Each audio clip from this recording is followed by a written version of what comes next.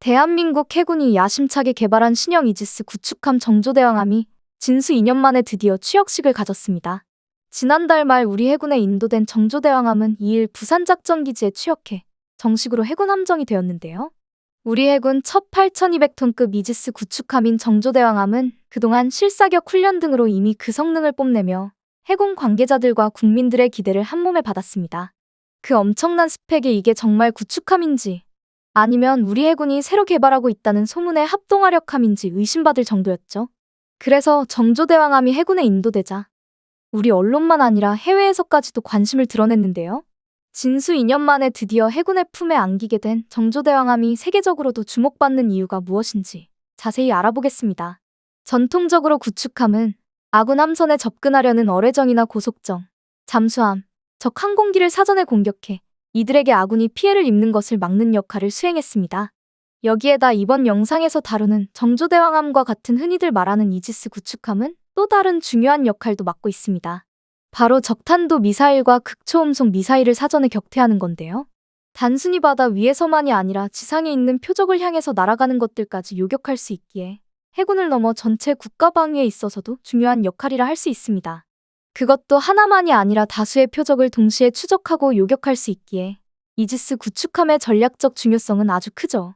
특히 아무것도 없는 바다에 날리는 거라고는 해도 심심하면 미사일을 날려대며 새를 과시하는 북한과 대치하고 있는 우리로서는 유사시를 생각하면 반드시 필요했던 게 이지스 구축함입니다. 북한의 위협이 어떤 형태로든 봉쇄된다고 가정해도 태평양을 앞에 둔 우리 해군이 대양 해군으로서 기능하기 위해서도 원거리 작전 능력을 갖춘 이지스 구축함은 필수입니다. 그렇기에 이번에 해군에 인도돼 취역한 정조대왕함이 각광받고 있는 건데요. 2일 부산작전기지에 취역한 정조대왕함은 전력화 훈련을 거친 후 내년 연말부터 본격적으로 임무를 수행할 계획인 것으로 전해지고 있습니다. 엄밀히 말해 우리 해군은 정조대왕함 이전에도 이지스 구축함 자체는 이미 갖고 있었습니다. 그것도 세 척이나요. 세종대왕함을 포함한 세종대왕급 구축함 3척인데요. 그럼에도 정조대왕함이 주목받고 있는 것은 세종대왕급들을 포함해 기존 구축함들과는 차원이 다른 성능을 자랑하기 때문입니다. 정조대왕함은 길이 170m, 폭 21.4m의 최고 속력은 시속 약 55km로 300명의 승조원이 탑승할 수 있습니다. 크기에서부터 길이 166m인 세종대왕급을 능가함을 알 수 있는데요. 배수량도 8,200톤급으로 7,600톤급인 세종대왕급을 넘어 우리 해군 구축함 최초로 8,000톤을 넘어섰습니다. 함포로는 현대위아에서 생산한 5인치 62구경장 단장포인 K마크 45 모드포 단장포를 장착하고 있는데요. 실제 정조대왕함의 함포 사격 모습이 어떤지 영상으로 직접 확인해 보시죠.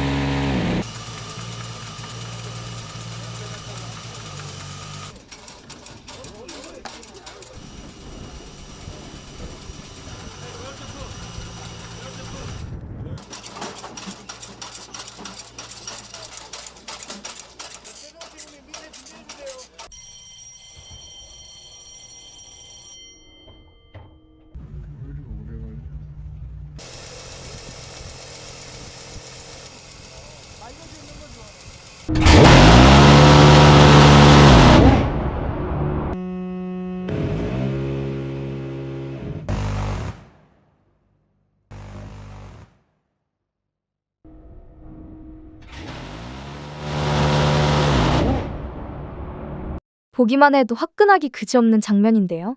주목할 것은 함포만이 아닙니다. 아니, 정확히 말하면 이지스함인 만큼 가장 주목해야 할 건 따로 있죠. 바로 탄도 미사일들을 요격할 미사일들입니다. 정조대왕함에는 미사일 수직 발사관이 88개나 탑재되어 있는데요. 함수에는 한국형 유도탄 수직 발사대인 KVLS-1이 16개, 각종 함대공 무기 및 함대지, 함대잠 무기가 수납되는 마크 41 VLS가 32개가 탑재되어 있습니다. 한미에는 역시 한국형 유도탄 수직 발사대인 KVLS-2 24개와 마크 41 VLS가 16개 탑재되어 있는데요. 이것들로 해공 등의 함대공 미사일과 홍상어 장거리 대잠 어뢰, SM-3나 SM-6 등의 탄도탄 요격 미사일들을 마음껏 쏠 수 있다는 게 정조대왕함의 강점입니다.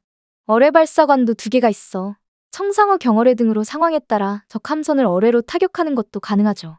그 외에도 함대지 미사일용 발사대도 별도로 있어 유사시 지상에 있는 목표물도 타격할 수 있습니다.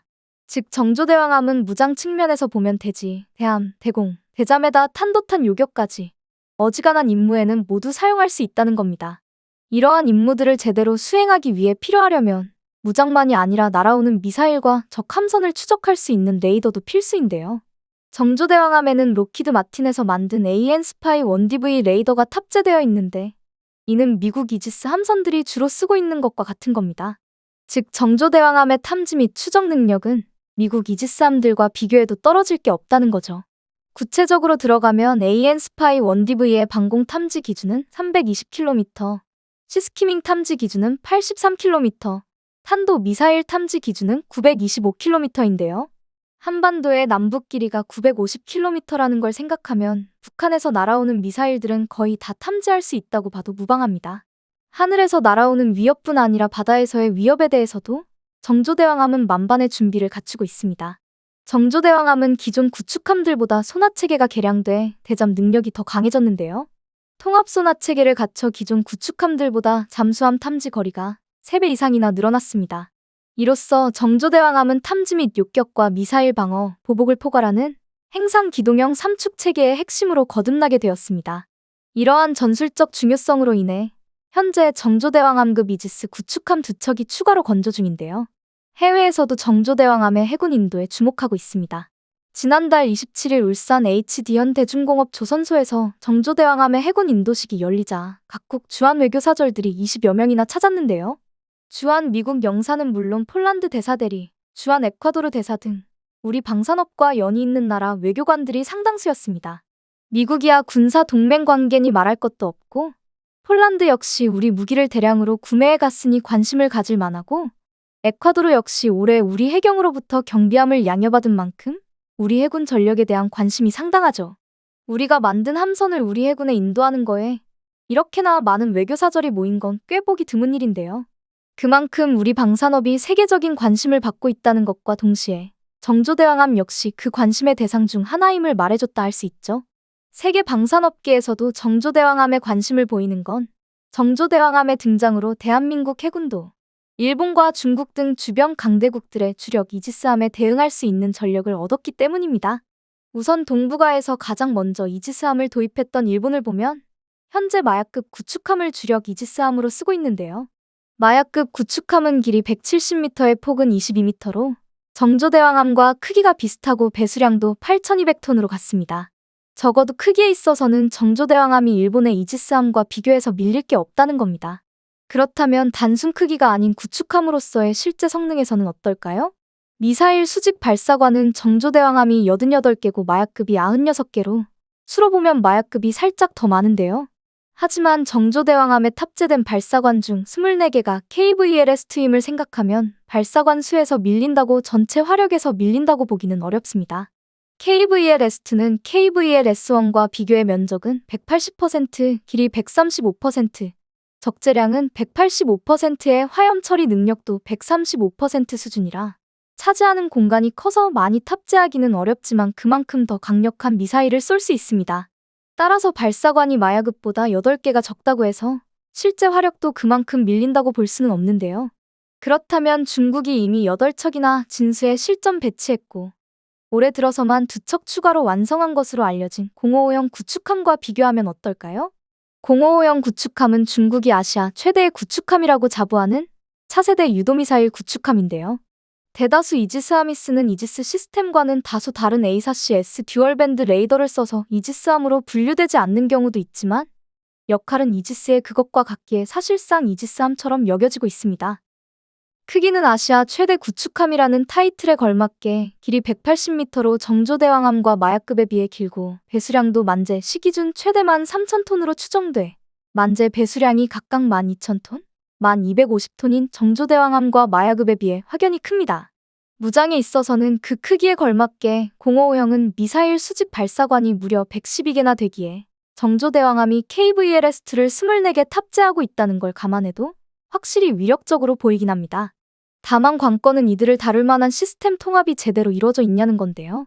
정조대왕함과 마약급은 시스템 통합에 있어서 우수한 평가를 받고 있지만 055형은 시스템 통합 수준을 비롯해 여전히 많은 것이 베일에 쌓여 있습니다. 기본적인 배수량조차 추정치에 불과하고 그나마도 만재 시 기준으로만 알려져 있을 정도인데요. 만약에 055형의 탐지 시스템이 미사일 발사관 등 타격 수단과의 통합이 제대로 되어 있지 않다면 저렇게 많은 무장을 하고 있어도 이지스함으로서의 성능은 떨어질 수밖에 없습니다. 그러니 단순히 055형의 무장 규모만 보고 기가 죽을 필요는 없는데요. 하지만 055형의 성능은 떨어진다기보다는 미지수에 가까운 거기에 단순히 중국제라고 방심하는 건 금물인 것도 사실입니다. 거기다 진짜 함선 하나하나의 성능은 예상보다 못하다 하더라도 벌써 두 자릿수나 완성되어 있다는 것만 봐도 규모에서 절대 무시할 수 없는데요. 일본 또한 가장 최신형인 마약급이 2척인 거지 그 이전에 만들어진 콩고와 아타고급까지 하면 이지스함이 8척이 있습니다.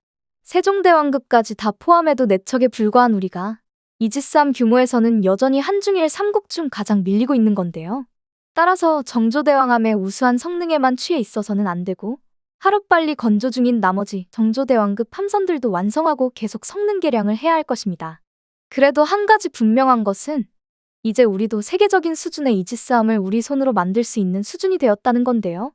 6.25 전쟁 때 활약했던 우리 해군 최초의 전투함인 백두산함을 사오기 위해 손원일 제독이 전국민적인 모금운동까지 벌여야 했던 걸 생각하면 감개무량한데요. 앞으로도 우리 스스로의 힘으로 우리의 바다를 지킬 수 있도록 더욱 노력해야겠습니다.